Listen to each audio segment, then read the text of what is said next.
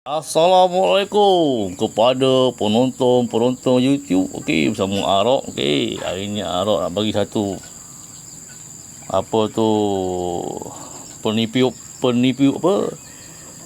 penipuan satu.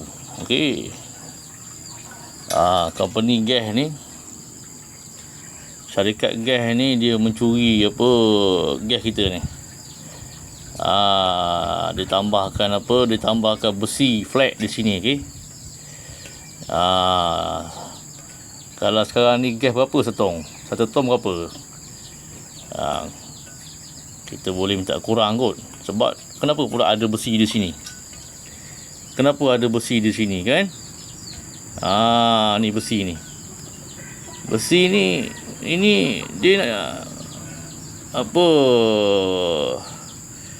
dia nak tambahkan gas ni kurang lah.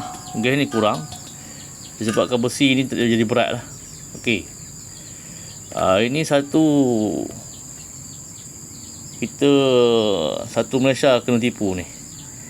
Satu Malaysia kena tipu kerana gas ni.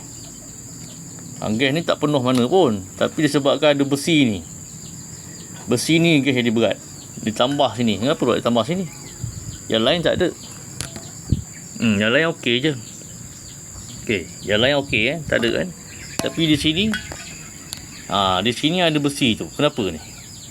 Ini yang mengatakan kita kena tipu ni. Tak tahulah company gas ke atau company kedai ke. Gas lah ni.